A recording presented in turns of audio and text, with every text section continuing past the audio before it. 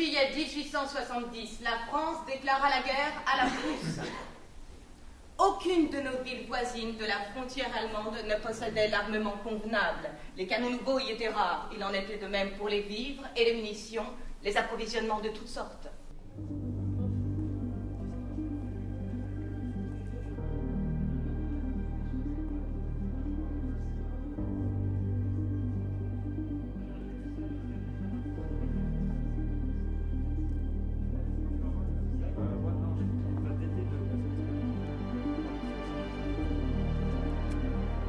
Si pour eux il est préférable d'entraîner le peuple vers la célébration du bicentenaire de la mort de Napoléon Bonaparte, c'est qu'ils craignent que cette commune serve toujours, en ce XXIe siècle, de référence pour les actrices et les acteurs du mouvement social.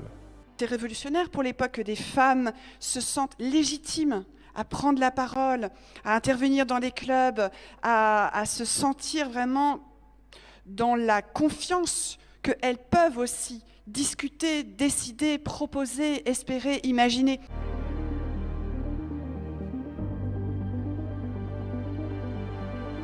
La proclamation de la Commune fut splendide.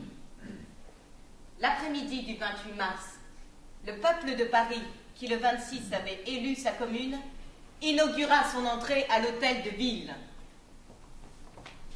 Un océan humain sous les armes. Les baïonnettes, pressées comme les épis d'un champ. Les cuivres, déchirant l'air. Les tambours battant sourdement.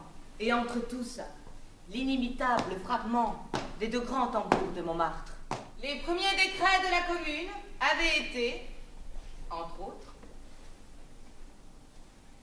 tous les services publics rétablis et simplifiés. La garde nationale, désormais seule force armée de la cité.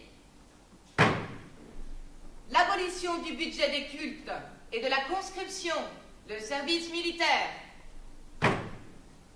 L'égalité de salaire entre les hommes et les femmes. Le renversement de la colonne Vendôme, symbole de force brutale, affirmation du despotisme impérial, fut décidé. Ce monument étant attentatoire à la fraternité des peuples. Les musées étaient ouverts au public, comme le jardin des Tuileries et autres enfants. Partout, des cours étaient ouverts répondant à l'ardeur de la jeunesse. On voulait tout à la fois. Art, science, littérature, découverte, la vie flamboyait. On avait hâte de s'échapper du vieux monde. Vive la